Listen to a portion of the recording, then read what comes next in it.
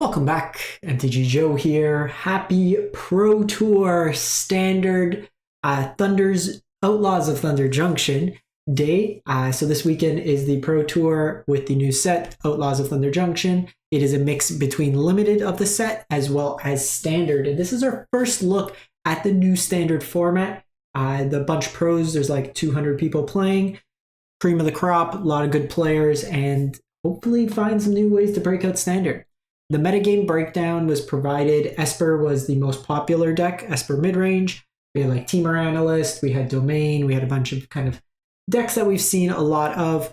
So we're going to go through at a high level. I will link all this if you want to see. There's 200 deck lists here. You can go by folks' name. There's also an article by Frank Karsten highlighting some of the spicier decks of the format. So we'll cover off some of those as well. But again, just this can be used to kind of see what decks themselves the players brought, some of the innovation that might be taking place, and then towards the end of the weekend when we do the metagame breakdown with the actual stats, we'll see what's correlated into actual win rates from Untapped and stuff like that. So right now they're only playing the second round of standard, so they've only played one round of standard thus far.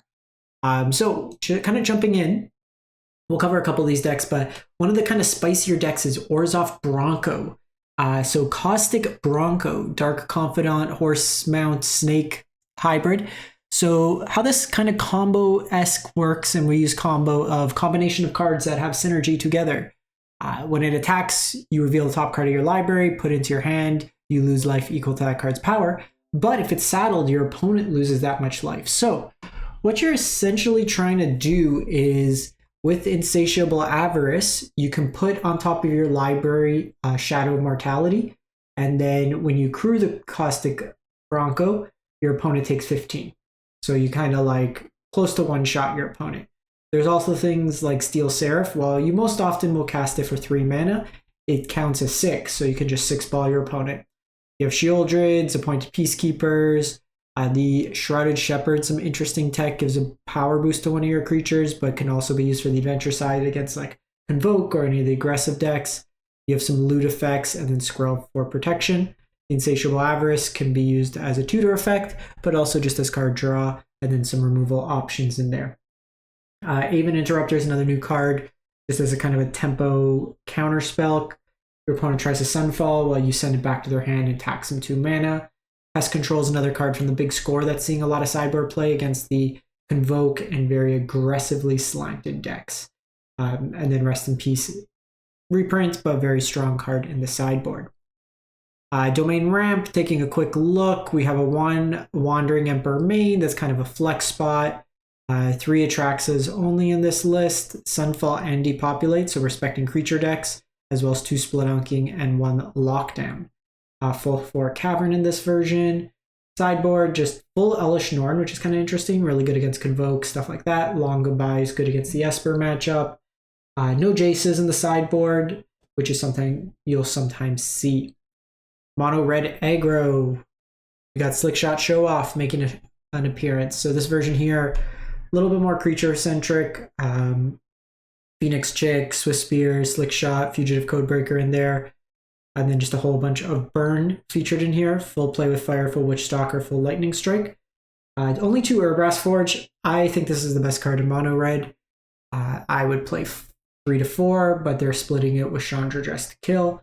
Furnace Puncher for the greedier mana-based kind of punishment. Interesting with this version, only 20 lands. So no Squee, no Godric in the top end of the deck.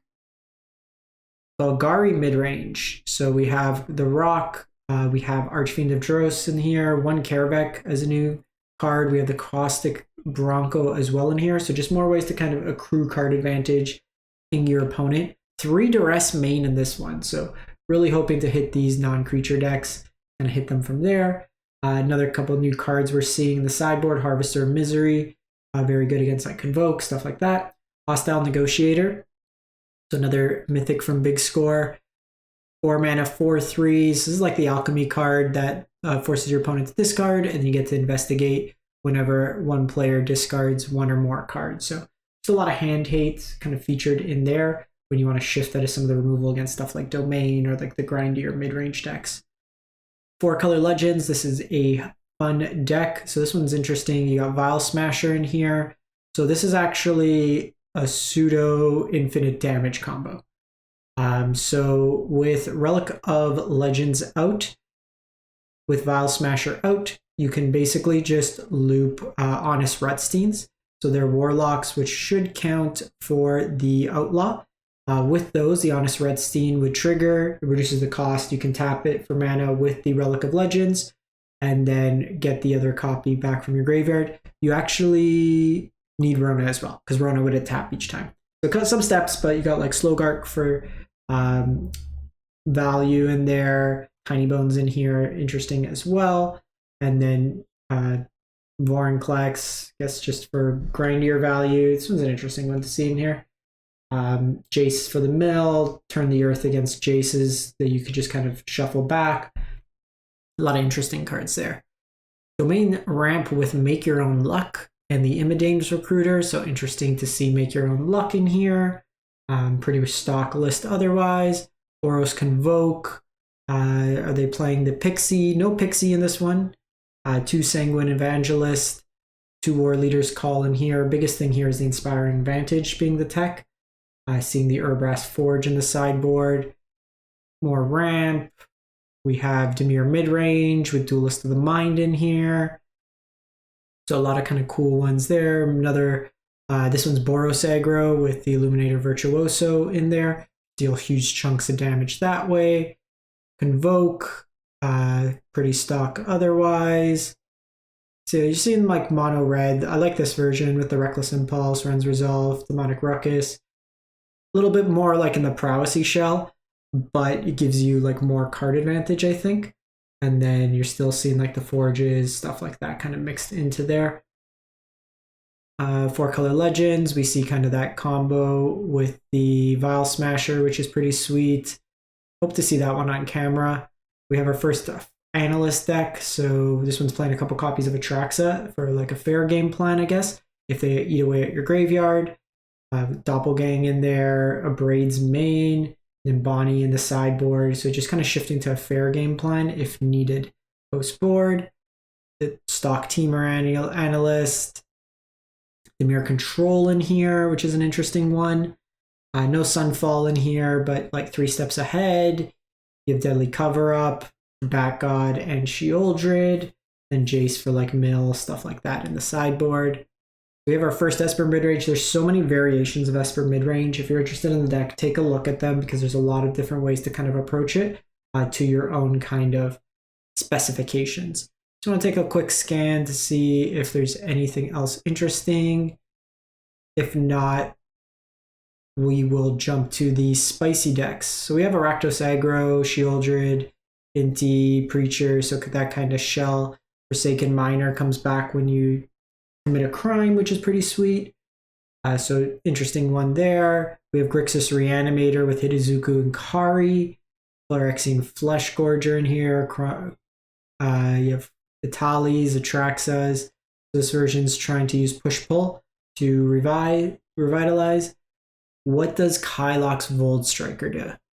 All right, chat, let's see if we know what this one does. 3 mana, vehicle, collect evidence 6, becomes an artifact creature on the turn. When it attacks, you may cast instant sorcery from among the cards exiled. Okay, so it's another way to kind of reanimate stuff, which is kind of cool.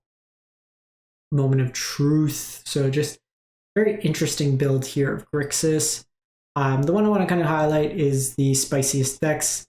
So Brian Kibler brought 5-color Legends with Joda the Unifier. We have Dejuru and Hazard to cheat things into play. Kellen the Kid.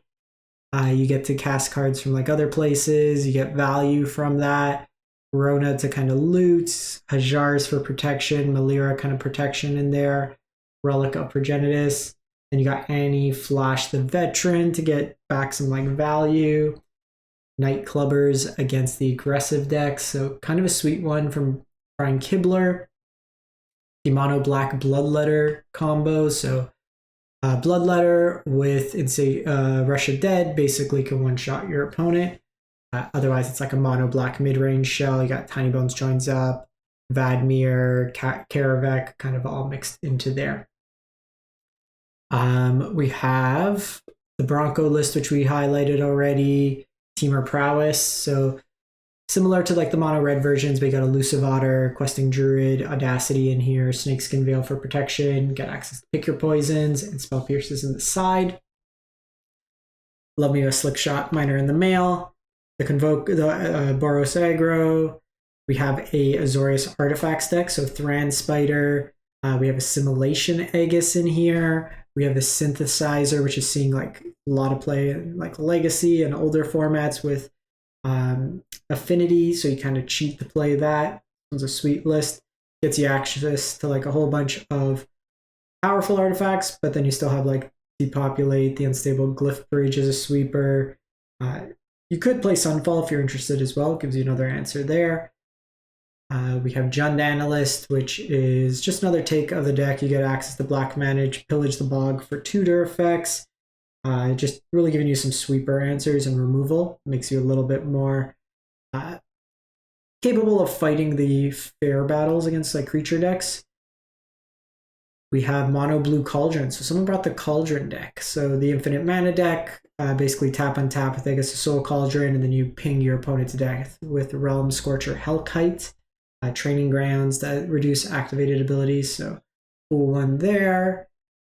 And yeah, so the coverage is up. So there's some sweet decks. Obviously, they only had about like a week and a half, 2 weeks to actually test. So a lot of players were saying that they didn't get the full depth of time that they wanted, but I'll be covering catching coverage, seeing what's working, what's not, and see what sticks out. And we'll be back hopefully with a bunch of stats and stuff later in the week. But thanks for watching. Hope you have a great one and stay safe out there.